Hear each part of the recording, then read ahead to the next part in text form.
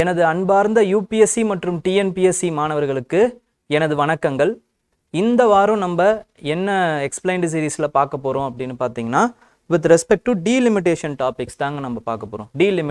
டீலிமிட்டேஷன்ங்கிறது மறுசீராய்வு. எதை மறுசீராய்வு பண்ணுறாங்க, எதுக்கு இது இம்பார்ட்டண்ட்டு, இதோட இஷ்யூஸ் என்ன, இப்போ என்ன அடுத்து பண்ண போகிறாங்க, அது எல்லாத்தையுமே நம்ம பார்க்கலாம். ஓகேங்களா? ஃபஸ்ட்டு மறுசீராய்வுக்கு முன்னாடி அதோட இம்பார்ட்டன்ஸ் என்ன அப்படிங்கிறத பார்த்துருவோம். எல்லாருக்குமே தெரியும், நம்மளுடைய அரசு அமைப்பு ஸ்டைல் அப்படிங்கிறது என்னன்னு பார்த்தீங்கன்னா டெமோக்ரஸி அப்படி இல்லைன்னா மக்களாட்சி அப்படின்னு சொல்லலாம். இந்த டெமோக்ரஸி நல்லபடியாக இருக்கணும் அப்படின்னா அதுக்கு சில ட்ரைட்ஸ் இருக்குங்க. அது என்னென்ன ட்ரைட்ஸ் அப்படின்னு பார்த்தீங்கன்னா, ஃபஸ்ட்டு இது ஃப்ரீ அண்ட் ஃபேர் எலெக்ஷனாக நடக்கணும். நடக்கக்கூடிய எலெக்ஷன் ஃப்ரீ அண்ட் ஃபேர் எலெக்ஷனாக நடக்கணும். ஓகேங்களா? சுத்தமான நம்பிக்கையான தேர்தலாக நடக்கணும் அது. ஓகேங்களா? நெக்ஸ்ட் என்ன அப்படின்னு பார்த்தீங்கன்னா, ஒரு சிட்டிசனுக்கு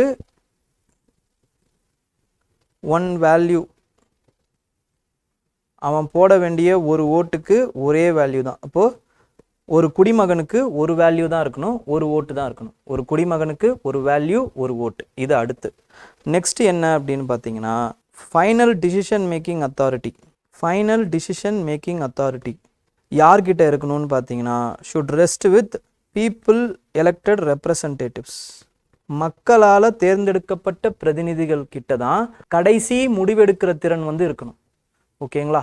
இந்த மாதிரியான ஃபாலோயிங் ட்ரைட்ஸ் இருக்கணும். இது இல்லாமல் கடைசியாக என்ன இருக்கணும் அப்படின்னு பார்த்தீங்கன்னா, அந்த government should rule limits set by the constitution. அந்த ரூல் பண்ணுற கவர்மெண்ட் இருக்குது பார்த்தீங்களா, அது கான்ஸ்டிடியூஷனுக்கு உட்பட்டு நடக்கணும். இதெல்லாம் இருந்தது அப்படின்னா அது மக்களாட்சி அப்படின்னு நம்ம சொல்லலாம். இதுக்கு எளிய முறையில் டெஃபினேஷன் கொடுக்கணும் அப்படின்னா, by the people, for the people and of the people அப்படின்னு சொல்லுவாங்க. இந்த டெஃபினேஷனை கொடுத்தவர் ஆப்ரகாம் லிங்கன். ஓகேங்களா? ஸோ இந்த மாதிரி ஒரு டெமோக்ரஸி இருக்கணும் அப்படின்னா, முக்கியமாக நம்ம என்ன சொன்னோம், ஃப்ரீ அண்ட் ஃபேர் எலெக்ஷன் இருக்கணும் அப்படின்றத சொன்னோம். அதுக்கப்புறமா ஒரு சிட்டிசனுக்கு ஒரு வேல்யூக்கு ஒரு ஓட்டு இருக்கணும். அந்த ஒரு சிட்டிசன் அந்த வேல்யூ அந்த ஓட்டை போடும் பொழுது அது என்ன சொல்கிறாரு அப்படின்னா, என்னுடைய பிரதிநிதியாக நான் இவரை அனுப்புகிறேன், இவர் எனக்காக நின்று அங்கே என்னுடைய உரிமைகளை வாங்கி தருவார், எங்களுக்கு என்ன தேவையோ அதை பெற்று தருவார் அப்படிங்கிறத சொல்கிறாங்க. எங்கே பெற்று தருவாங்க அப்படின்னு பார்த்தீங்கன்னா, ஒரு குறிப்பிட்ட ஏரியாவுக்கு ஒரு பிரதிநிதியை அவங்க அனுப்புவாங்க. அந்த குறிப்பிட்ட ஏரியாவை யார் தேர்ந்தெடுப்பா, யார் முடிவு பண்ணுவா அப்படின்னு பார்த்தீங்கன்னா, அதில் தான் இந்த டீலிமிட்டேஷன் கமிஷன் பிக்சருக்குள்ளே வருது. Delimitation commission. ஓகேங்களா? இந்த டீலிமிட்டேஷன் கமிஷன் யார் செட்டப் பண்ணுறா அப்படின்னு பார்த்தீங்கன்னா, it is set up by the parliament. பாராளுமன்றம் தான் இதை செட்டப் பண்ணுறாங்க த்ரூ அன் ஆக்ட். அப்போது இந்த டீலிமிட்டேஷன் கமிஷன் ஒரு ஸ்டாட்டுச்சரி பாடி. ஓகேங்களா? ஃபஸ்ட்டு விஷயம். செகண்ட் என்ன அப்படின்னு பார்த்தீங்கன்னா, இதோடைய சேர்மன் யார் அப்படின்னு பார்த்தீங்கன்னா, retired judge of supreme court. ஓகேங்களா? Retire justice of supreme court தான் இதோட சேர்மனாக இருப்பார். மெம்பர்ஸ் யாரெல்லாம் இருப்பாங்க அப்படின்னு பார்த்தீங்கன்னா, எலெக்ஷன் கமிஷனர், அப்புறமா ஸ்டேட் எலெக்ஷன் கமிஷனர்ஸ், இவங்க எல்லாருமே இதில் மெம்பர்ஸாக இருப்பாங்க. ஓகேங்களா? நெக்ஸ்ட் யார் இவங்களை அப்பாயின்மெண்ட் பண்ணுறா அப்படின்னு பார்த்தீங்கன்னா, அப்பாயிண்டட் பை பிரசிடெண்ட். ஓகேங்களா? அப்போ இவங்களோட வேலை என்ன அப்படின்னு பார்த்தீங்கன்னா, இந்த டீலிமிட்டேஷன் கமிஷனுடைய வேலை டீலிமிட்டேஷன் பண்ணுறது. இந்த டீலிமிட்டேஷன் அப்படின்னா என்னென்னா, நம்ம எல்லாருக்குமே தெரியும், Lok Sabha and state legislative assemblies. இதுக்கு குறிப்பிட்ட ஒரு தொகுதிகள் இருக்குது. ஓகேங்களா? இந்த தொகுதிகளை வரையறை செய்யறதுக்கு தான் இந்த டீலிமிட்டேஷன் கமிஷன் உதவும். ஓகேங்களா? அப்போது எப்படி இது பண்ணுறாங்க அப்படின்னா, கான்ஸ்டிடியூஷன் அடிப்படையில். கான்ஸ்டிடியூஷன் என்ன சொல்லியிருக்கு, கான்ஸ்டிடியூஷன் என்ன சொல்லியிருக்குன்னா, ஆர்டிக்கல் 82 அண்ட் 170. ஆர்டிக்கல் 82 அண்ட் 170 இதில் என்ன சொல்லியிருக்காங்கன்னா, ஒவ்வொரு சென்சஸுக்கு அப்புறமாவும், ஆஃப்டர் எவ்ரி சென்சஸ், டீலிமிட்டேஷன் நடக்கணும் அப்படிங்கிறத சொல்லியிருக்காங்க. இதில் ரெண்டுத்துலேயுமே, லோக்சபாவிலையும் சரி, ஸ்டேட் லெஜிஸ்லேட்டிவ் அசம்பிளி கான்ஸ்டியூன்சிஸ்லையும் சரி, ஒவ்வொரு சென்சஸ் நடந்ததுக்கு அப்புறமாவும் டீலிமிட்டேஷன் கமிஷன் நடக்கும். டீலிமிட்டேஷனுங்கிற அந்த எக்ஸசைஸ் நடக்கணும், அதுக்கேற்ற மாதிரி மறுசீராய்வு பண்ணணும் அப்படிங்கிறது தான் வந்து சொல்லியிருக்காங்க. ஓகேங்களா?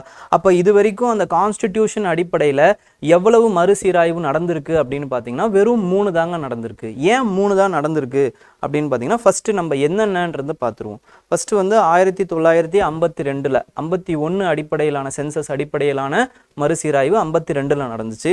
அதுக்கப்புறமா வந்து 61 அடிப்படையிலான மறுசீராய்வு வந்து 63 நடந்துச்சு. அதுக்கப்புறம் 71 அடிப்படையில் 73 நடந்துச்சு. ஓகேங்களா? அதோட வந்து ஃப்ரீஸ் பண்ணிட்டாங்க. எப்போ ஃப்ரீஸ் பண்ணாங்க அப்படின்னு பார்த்தீங்கன்னா 42nd கான்ஸ்டிடியூஷனல் அமெண்ட்மெண்ட்டில் ஃப்ரீஸ் பண்ணாங்க.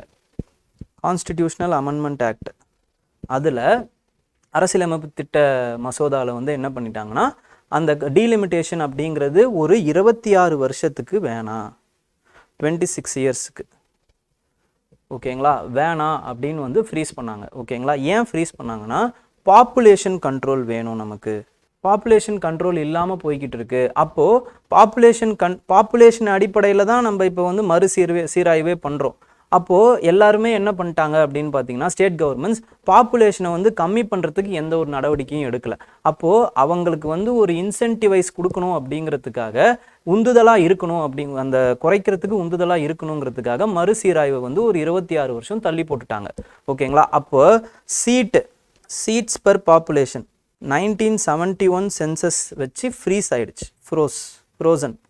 1971 சென்சஸின் அடிப்படையில் தான் இன்னுமே நம்மளுடைய லோக்சபா சீட்டுகளும் சரி இல்லை நம்மளுடைய ஸ்டேட் லெஜிஸ்லேட்டிவ் அசம்பிளி சீட்டுகளும் சரி அப்படியே ஃப்ரீஸ் ஆகிடுச்சு. லோக்சபாவில் நமக்கு எவ்வளோ சீட்டு அப்படின்னு பார்த்தீங்கன்னா 543 சீட்டுங்க.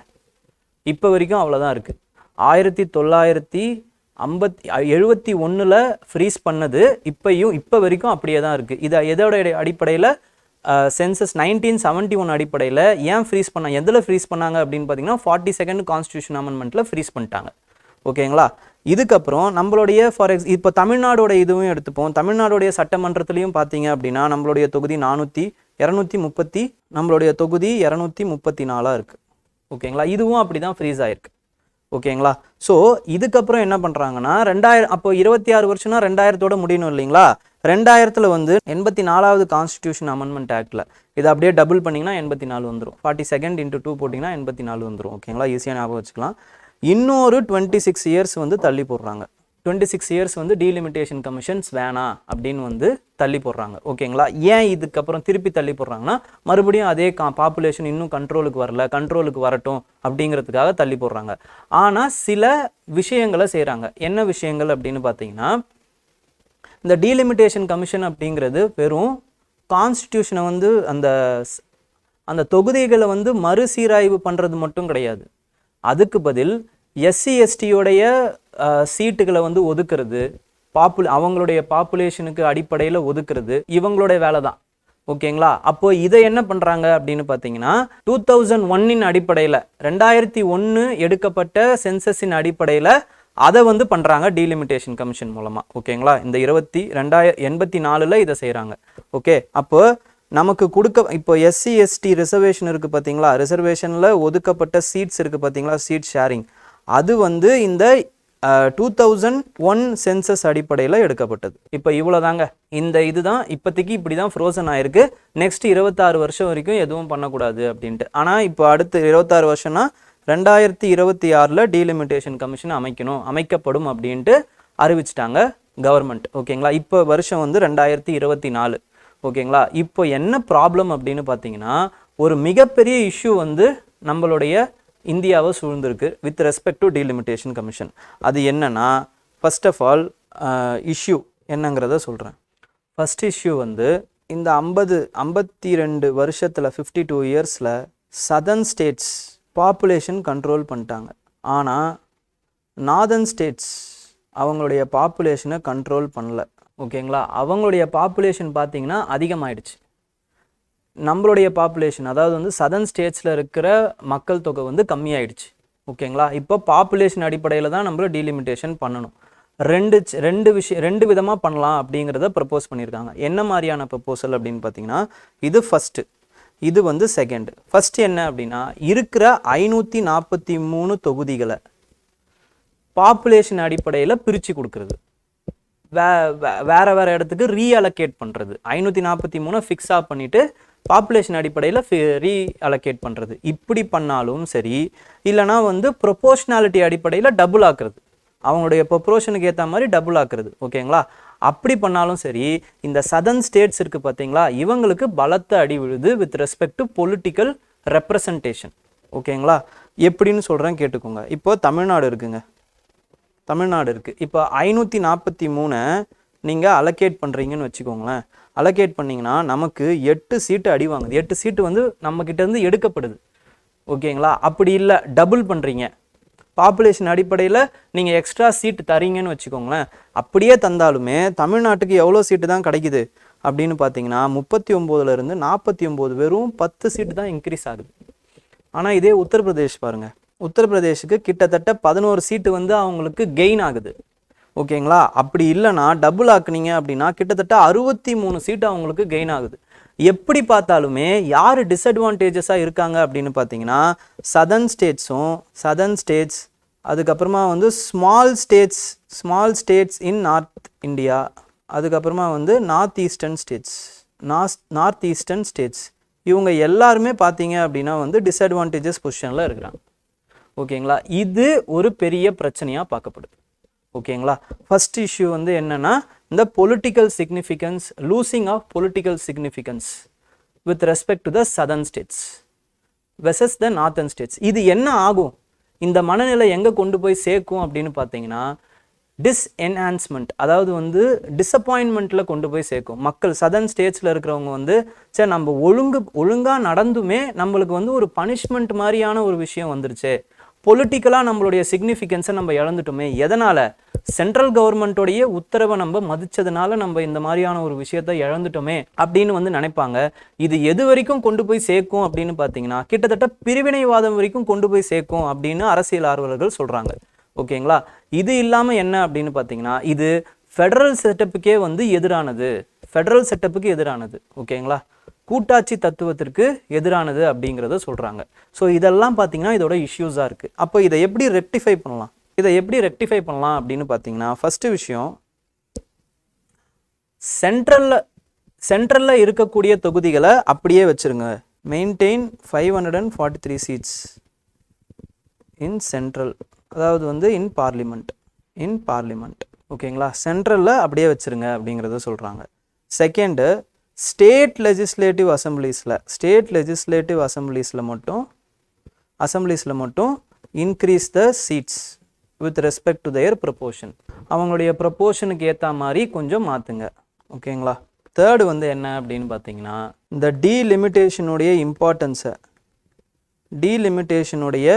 இம்பார்ட்டன்ஸை நேஷ்னல் அவேர்னஸ் கொண்டு வந்து அதுக்கப்புறம் த்ரூ கன்சென்சஸ் டீலிமிட்டேஷன் பண்ணுங்க. நேஷன் வைடாக வந்து எல்லாரும் ஒத்துக்கிட்டதுக்கப்புறம் இந்த டீலிமிட்டேஷன் எக்ஸசைஸை பண்ணுங்க.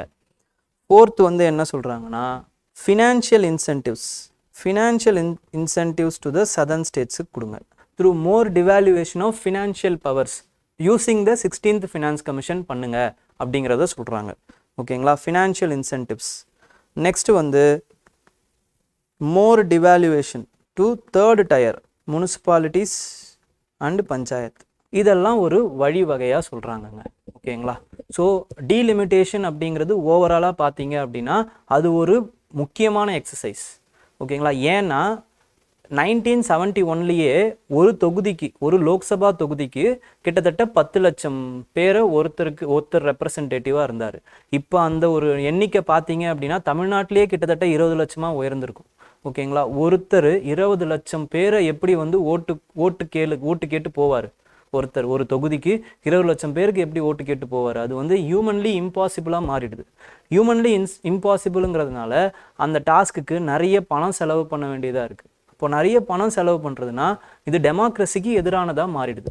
ஓகேங்களா? அப்போ லெவல் பிளேயிங் ஃபீல்டே இல்லாமையும் போயிடுது. அப்போது இந்த டீலிமிட்டேஷன் அப்படிங்கிற அந்த எக்ஸசைஸ் பண்ண வேண்டிய முக்கியமான எக்ஸசைஸ்.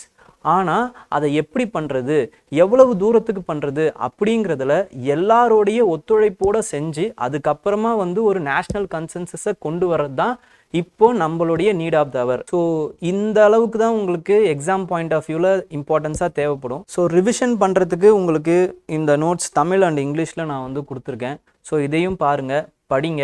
ஏதாவது டவுட்ஸ்னால் கமெண்ட்ஸில் சொல்லுங்கள். தேங்க்யூ.